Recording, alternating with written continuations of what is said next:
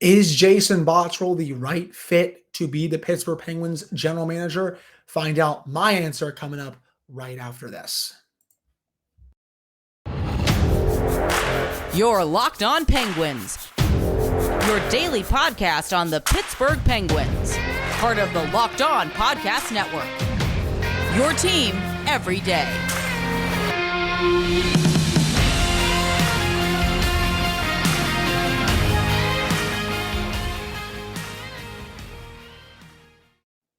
Hello and welcome back to another episode of the Locked On Penguins podcast. I'm your host, Hunter Hodes. Remember to follow me on Twitter at Hunter Hodes. Follow the show's Twitter at LOSR And of course, thank you all so much for making this your first listen today. We're free and available on all platforms. Today's episode is brought to you by Game Time. You can download the Game Time app, create an account, and use code LOCKEDONNHL for $20 off your first purchase. So when I woke up this morning, listen to DK's Daily Shot, where he does a very good job with his Penguins coverage. Listen, I read Josh Yohe's article on The Athletic, and two separate media outlets just going ham for Jason Botterill. I don't know if they know something's up with him potentially being the favorite for the GM job. There's really been no word from Fenway Sports Group.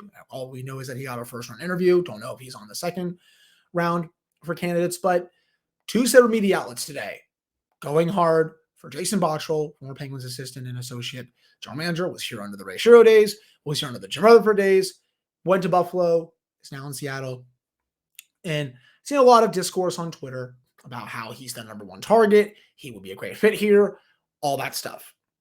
So I figured I could take my platform here to discuss the pros and cons of him and why I personally do not have him at the top of my list. Okay.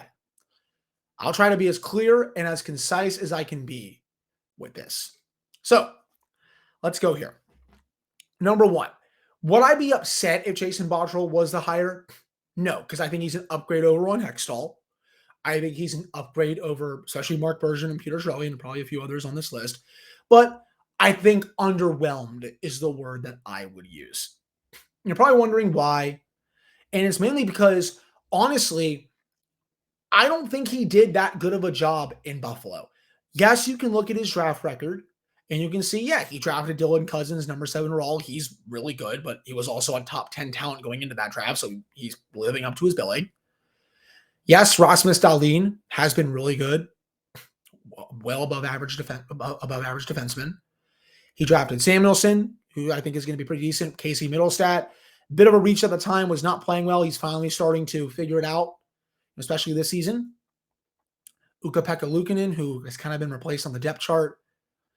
Outside of that, he got them Tage Thompson in the Ryan O'Reilly trade. But honestly, that O'Reilly trade was aging like pure milk up until last season, the 2021-2022 campaign. Because that was when Tage broke out. This year, he broke out even more. People were wondering if this was sustainable. Oh yeah, it was, because he's become a very good player. I'm of the opinion that he kind of got a little bit lucky that Tage finally figured some things out, because before these last couple of seasons, he literally just looked like a pure throw-in in that trade. He didn't really do much. Still, got them Tage Thompson. That's good. He also signed Jeff Skinner to a $9 million per year contract. Yes, Jeff Skinner did have a good year this year, but that contract was also aging pretty badly at the time, and I also don't think he's worth $9 million per season. Those are the things that I guess, again, there's pros and cons to it. Decent drafting. He got them Tage Thompson, even though it took forever for Thompson to, come out, I guess. But the Jeff Skinner deal is just kind of a bit meh. And honestly, that's how I can describe his whole tenure there. A whole lot of meh. He also hired Ralph Krueger, who was a terrible head coach. He almost ruined Rasmus Dahlin. Obviously, former number 1 overall pick. He almost ruined Dylan Cousins and some of those other guys.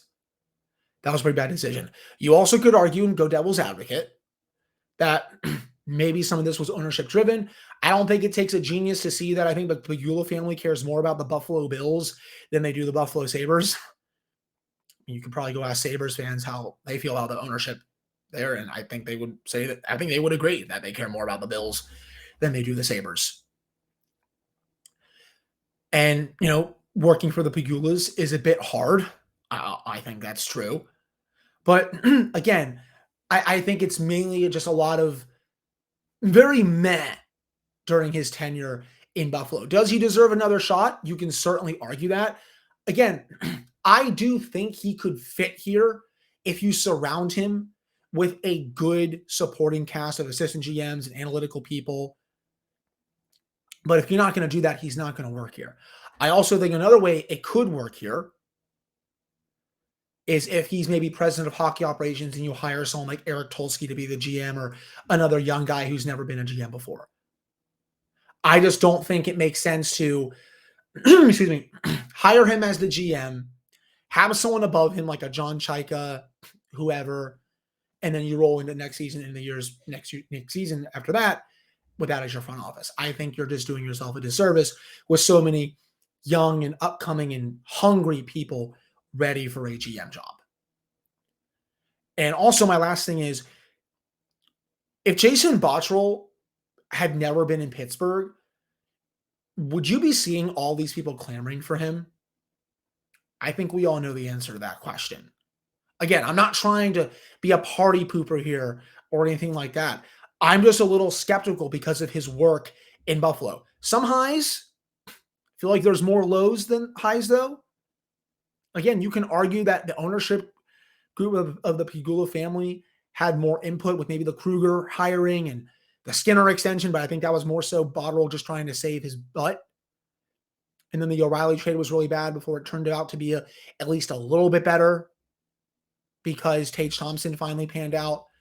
But, he also traded Brandon Montour. Didn't really get that much in return. Granted, I know Montour has turned it up quite a bit since leaving Buffalo. He was never that good in Buffalo. So I'm not really going to hamper Botterill that much for that one. But he never really got the Sabres truly going. I wouldn't say Kevin Adams had to come in and clean up his mess. That would be unfair to say. He didn't leave him a mess. But I just don't think he did that good of a job to the point where everyone's like, well, this has to be the guy. This has to be the guy. No, I mean, I would have, again, I have Eric Tulsky as my number one target.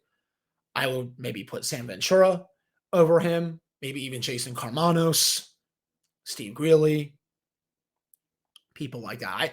I am just of the opinion that this organization needs new, fresh blood and mostly away from the retreads. There are ways it can work if you do hire Botterill and you surround him with a good staff and you have a decent president of hockey operations above him, or if you hire Botterill as your president of hockey operations and you have a younger GM like Eric Tulsky in there with a good supporting cast of assistants and analytical people. But if you're just hiring Botterill and you're not giving a good staff and you have someone up above him who's, more so on like the dinosaur side, I just don't think that's going to make too much sense. So that's kind of where I sit on that in terms of Botterill. I understand the familiar factor when it comes to him being here. He knows the organization. He knows what it takes to win here. He was Jim Rutherford's right-hand man when he was here. He worked under Ray Shero. But again, I just don't, when I look at his work in Buffalo, I just don't think I see someone where I'm like, yep, that's the guy you want to press all your buttons for and go all in.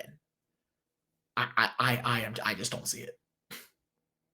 So that's where I stand on the Jason Botterill stuff. Let me know your thoughts. I know this might be an unpopular opinion to some people within the fan base. Let me know down in the comments if you agree with me or if you disagree. Don't worry. I don't mind if you disagree.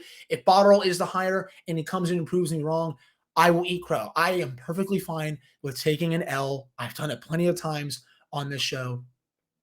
I am just here to give my expert opinion on why or why not I would like something. Again, would he be an upgrade? Oh, yeah. Oh, yeah. But would I have him as one of my top candidates? No.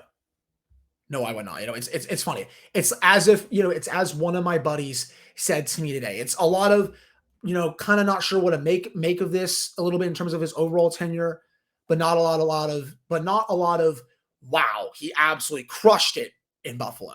It's just a lot of, okay. That's kind of where I'm at with that. But again, let me know your thoughts. Do you agree? Do you disagree? Do you think I'm stupid? Do you think I'm smart with this one? Let me know. That wraps up this first segment when it comes to Jason Botterill.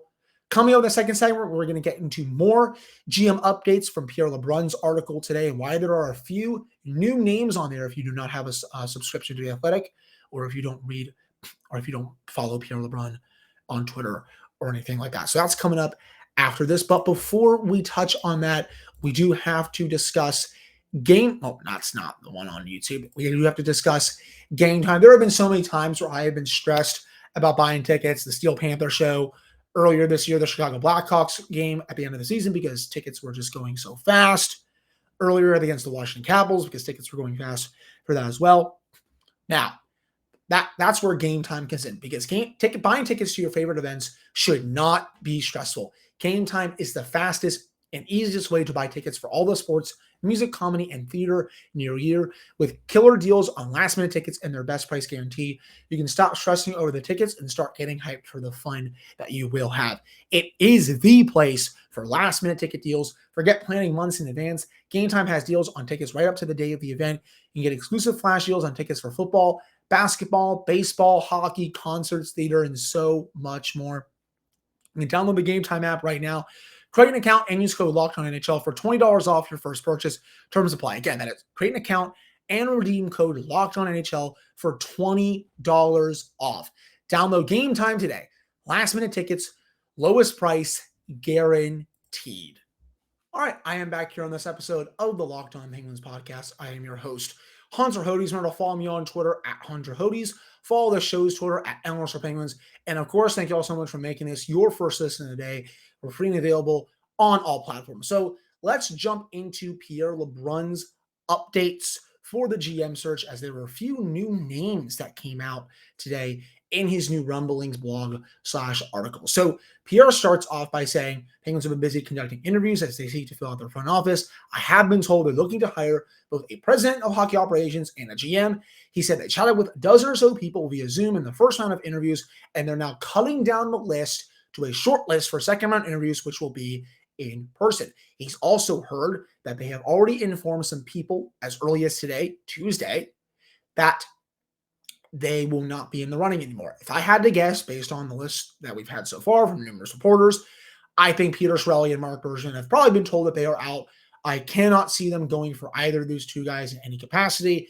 It just goes against what Fenway wants in a GM or president of hockey operations. It makes no sense to me. He then goes on to say, I have confirmed 7 people who were part of the first round of Zoom interviews. Marc Bergevin, Eric Tulsky, Peter Chiarelli, Jason Carmanos, and a hat trick of Devils front office people, Dan McKinnon, who is the senior vice president and assistant general manager, Kate Madigan, who is assistant general manager, and Megan Duggan, who is director of player development. So if you're unfamiliar with those 3 people, well, that's what I'm here for. Megan Duggan. So she was recently hired last year. She was captain of the U.S. women's team in the 2018 Olympics. Very bright future for her. Kate Madigan, assistant general manager. She was hired by the organization about several years ago, back in 2017. She worked under Josh Harris. She was just doing some scouting and player development at the time. She has now risen the ranks and is an assistant general manager. I don't think it's going to be long before she is also a full-time general manager in this league. And then Dan McKinnon, you may recognize him. He did some player development here in the Penguins. I believe he was actually the director of player development here with the Penguins from 2006 to 2016. He was then hired by Ray Shero. If you remember that Ray Shero was the Devils GM before Tom Fitzgerald got the job. He worked for the Penguins from 2006 to 2016 before he went to the Devils, and then rose to the ranks as well. And he is now a senior vice president / assistant general manager. The fact that the Penguins are targeting the Devils organization is not surprising. They have made some very good hires over the years. As I just said, Tom Fitzgerald has also done a great job as being the GM of that team. He got them to being a contender this year. Had some lottery luck, but he's also had some shrewd moves with the signing of Dougie Hamilton, Thomas Tatar, even though he wasn't that good in the playoffs. He's done a really nice job for them. So not surprised that the Penguins are looking at the Devils front office, because that is a very good crop of people there. And also, it's interesting that we did not get those last 3 names until just now before the second round of interviews start. That just goes to show how tight-lipped the Fenway Sports Group has been about this. Pierre then also said he has not confirmed if Botterill or Matthew Darche have interviewed, but he said he would not be surprised if they did. Remember, that was reported by Frank Cervalli of Daily Faceoff. He then says, summarizing here, they're eyeing John Chaika for a president of hockey ops role, but he also said he would not be surprised if Chaika comes to a different NHL organization in a few weeks. So it looks like he has a couple, irons in the fire himself. And then lastly, he did confirm that the Penguins were trying to interview Brad Treliving, former Calgary Flames GM, but they declined it, even though he's not with the organization anymore, but his contract runs until, June 30th, July 1st, whatever. I think that mainly has something to do with the Flames really not being interested in just Treliving sharing their draft projections or what they're thinking for the draft or what they're thinking of adding and stuff. I don't know.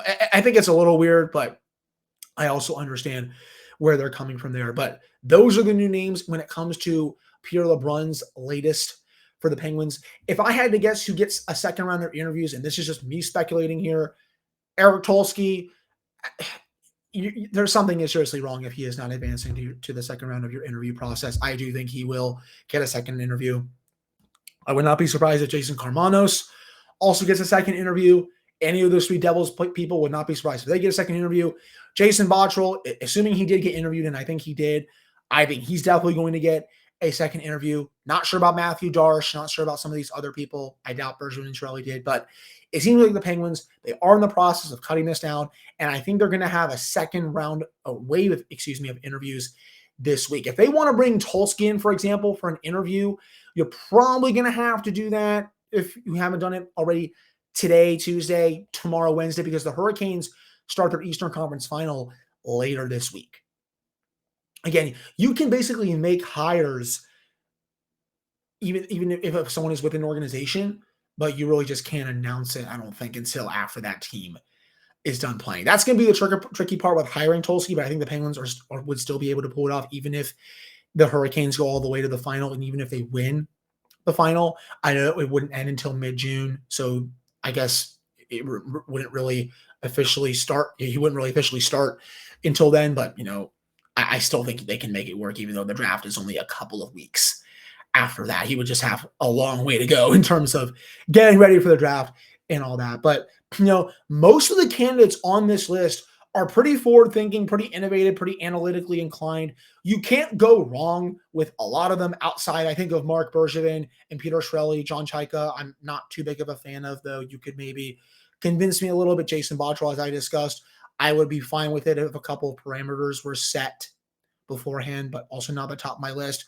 But overall, there aren't really a lot of, oh my God, this is an easy no in terms of candidates on this list. I think Fenway has done a pretty decent job. They've put out a very wide net of candidates. We all knew this was going to take place from the start. They even said during their press conference almost 5 weeks ago, they were going to talk to a lot of people. Remember, a search firm is involved, according to DK of DK Pittsburgh Sports. I said this on the Monday episode. How many of these people do you think the Fenway Sports Group knew before they started this search? 2 or 3? It wasn't many. That's why you hire a search firm. And honestly, someone said it great on Twitter today. I don't know who said it, but I'm going to try to do my best to repeat it here, that when you interview people such as Peter Chiarelli or Marc Bergevin, you can get their ideas from what they think about your team, while in turn you're like, okay, thank you for the ideas, but we're not going to move forward with your application because we value the team a certain way.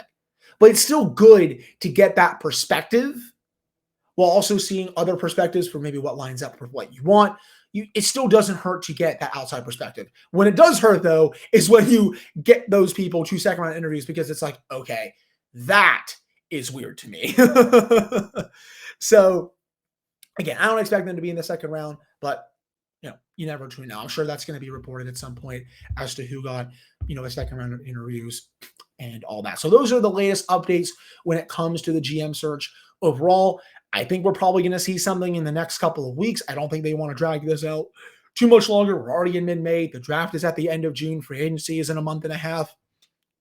They got to get the ball rolling at some point here, but I also want them to take their time, make sure they get the right people in place. It's a very important hire, especially at the end of the Sid, Gino, and Letang era. You have to get these hires right. And I'm hoping that they do. So that wraps up this segment. Coming up to end the show, we're going to do a full conference final preview. You'll get my picks, who I think will represent the East and the West in the Stanley Cup Final, because I am really looking forward to these two series. They start Thursday and then on Friday.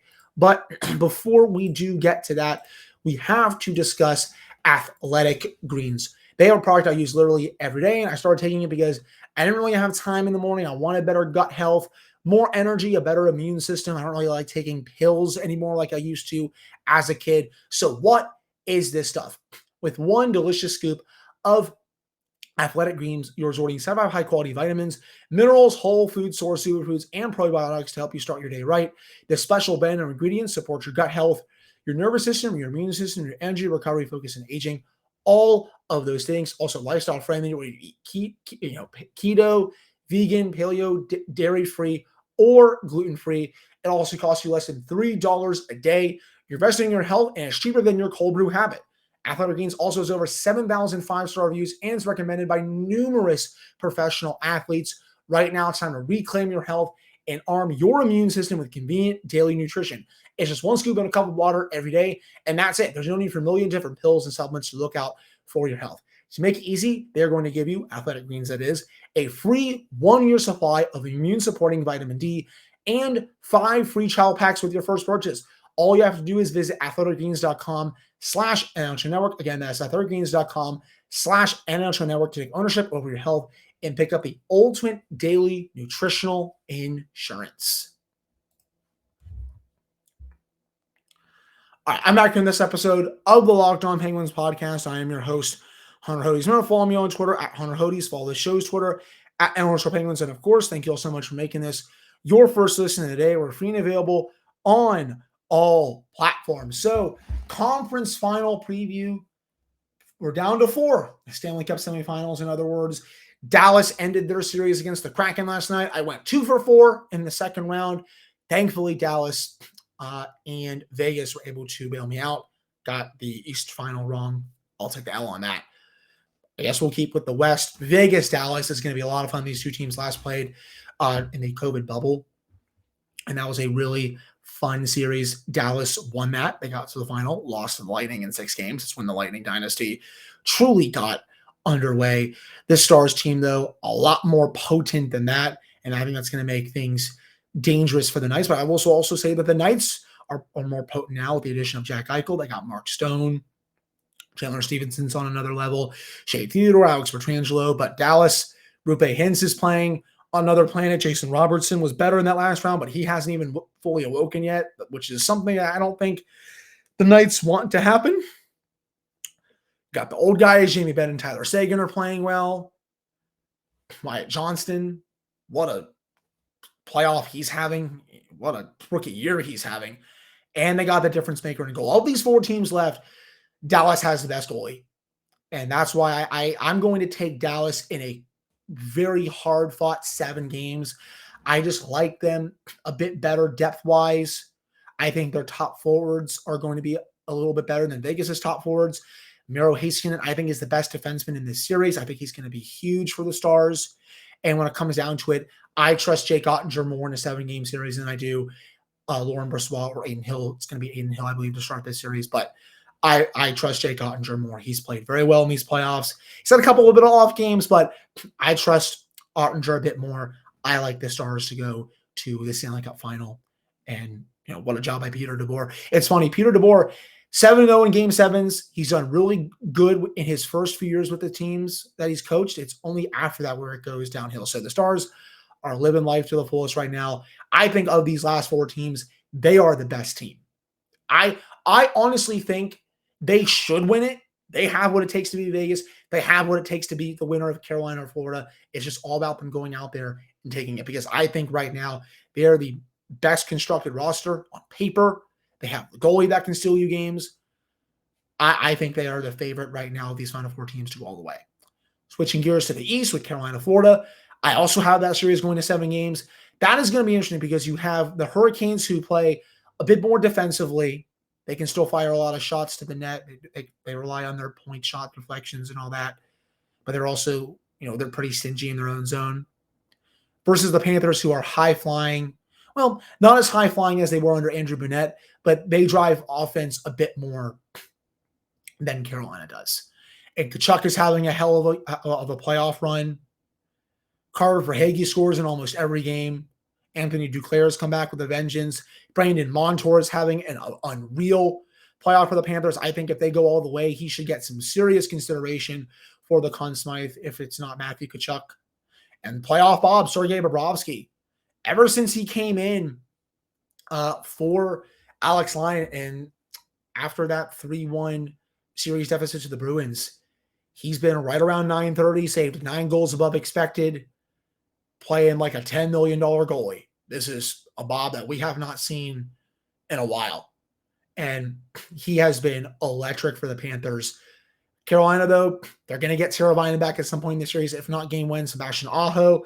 He has been great. Seth Jarvis has been good. Marty Necas. Jordan Martinhook had a heck of a second round. Scored almost every game. Stefan Nason, former Penguins, been playing well. They got an electric top pairing of Jacob Slavin and Brent Burns. That's going to be really interesting. A defensive first team versus another team in the Panthers that can really come at you offensively. An unstoppable force meets an immovable object. I am going to take the Hurricanes in 7. I know Panthers, fool me once, shame on you. Fool me twice, shame on me. Fool me 3 times, well. But I like Carolina to take it in 7. Would not be surprised if these 2 series go the other way around. They are that much of coin flips. These 2 series, are between 2 teams who are very evenly matched.